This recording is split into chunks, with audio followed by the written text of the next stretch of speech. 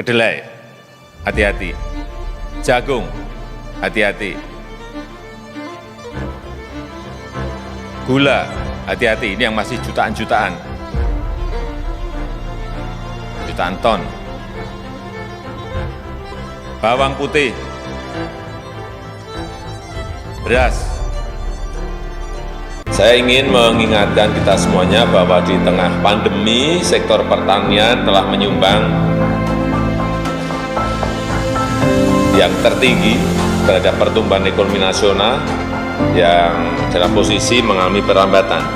Di kuartal kedua, sektor pertanian tumbuh positif sebesar 16,24%. Dalam kondisi pandemi COVID-19, sektor pertanian menempati posisi yang semakin sentral. Kita tahu FAO memperingatkan potensi terjadinya krisis pangan. Hati-hati mengenai ini.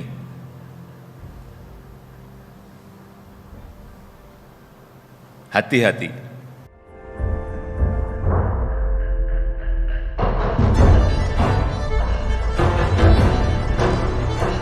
Kita tahu penduduk Indonesia sudah 270 juta lebih. Oleh sebab itu, pengelolaan yang berkaitan dengan pangan itu betul-betul harus kita seriusi. Pembangunan pertanian betul-betul harus kita seriusi secara detail. Terutama, saya ingin menggarisbawahi terutama yang berkaitan dengan komoditas pertanian yang impor.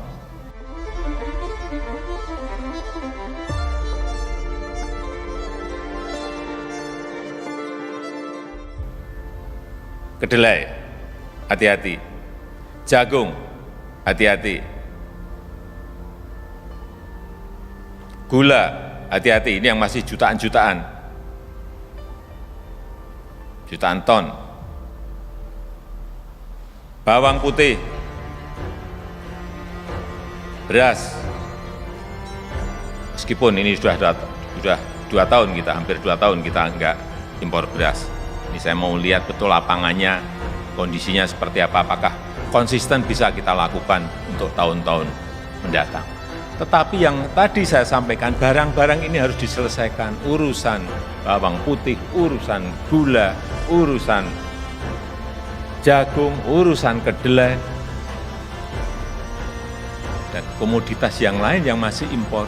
Tolong ini menjadi catatan dan segera dicarikan desain yang baik agar bisa kita selesaikan.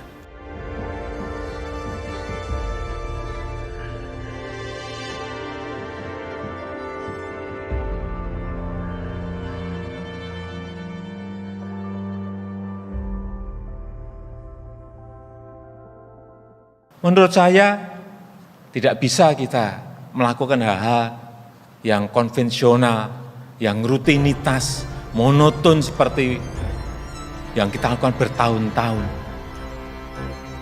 Kita harus membangun sebuah kawasan yang economic scale, nggak bisa kecil-kecil lagi.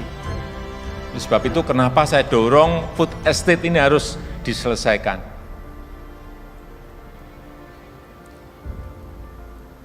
Paling tidak tahun ini yang di Sumatera Utara, yang di Kalimantan Tengah itu selesaikan.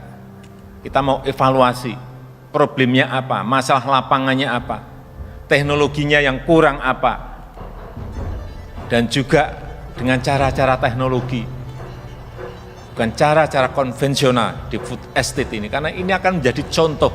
Nanti kalau ini benar, bisa dijadikan contoh. Semua provinsi sudah datang kopi aja. Tapi memang dalam sebuah skala yang luas, economic scale, sehingga percuma kita bisa berproduksi tapi sedikit, nggak akan ngaruh apa-apa terhadap yang impor-impor tadi.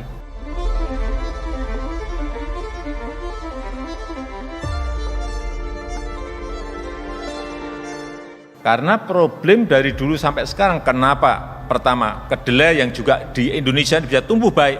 Kenapa petani kita tidak mau tanam? Karena harganya kalah dengan yang kedelai impor. Kalau petani suruh menjual dengan harga yang impor, ini harga pokok produksinya nggak nutup. Sehingga harus dalam jumlah yang besar agar harganya bisa melawan yang harga impor. Bawang putih, kenapa dulu kita produksi bawang putih banyak dan sekarang petani nggak mau tanam bawang putih? Karena harganya kalah dengan harga bawang putih impor. Wonosobo, dulu bawang putihnya banyak. Di NTB, bawang putihnya banyak. Kenapa nggak bisa diperluas dalam jumlah yang besar sehingga bisa melawan harga impor? Ada competitive price-nya. Kalau harga tidak kompetitif, ya kan sulit kita bersaing. Sehingga sekali lagi ini harus dibangun dalam sebuah lahan yang sangat luas. Lahan kita masih. Cari lahan yang cocok untuk kedelai. Tapi jangan hanya sehektar, 2 hektar, 10 hektar. 100.000 hektar, 300.000 hektar, 500.000 hektar, 1 juta hektar, cari. Urusan jagung, cari lahan-lahan yang masih bisa untuk ditanam jagung dalam skala yang lahan yang luas. Ini yang akan menyelesaikan masalah. Kalau kita hanya rutinitas, urusan pupuk, urusan bibit, itu penting saya tahu. Tapi kalau bisa menyiapkan lahan dalam jumlah yang besar, itu yang akan menyelesaikan masalah. Pupuk, saya jadi ingat pupuk. Berapa puluh tahun kita subsidi pupuk? Setahun berapa subsidi pupuk? 30-an triliun. Berapa Bu Menteri Keuangan? 33 seingat saya. 33 triliun. Setiap tahun. Returnnya apa? Kita beri pupuk itu kembaliannya ke kita apa? Apakah produksi melompat naik? 33 triliun. Kita tanya kembaliannya apa? 5 tahun berapa triliun berarti? 10 tahun sudah berapa triliun? Kalau 10 tahun sudah 330 triliun. Bapak, Ibu, dan saudara-saudara lihat. Angka itu besar sekali. Artinya tolong ini dievaluasi, ini ada yang salah. Saya sudah berkali-kali meminta ini. Itulah cara-cara pembangunan pertanian kita yang harus kita tuju. Skala luas, economic scale, teknologi dipakai betul, teknologi pertanian, sehingga harga pokok produksinya nanti bisa bersaing dengan harga komoditas yang sama dari negara-negara lain. Ini baru yang namanya benar. Kalau tiap tahun kita mengeluarkan subsidi pupuk sebesar itu,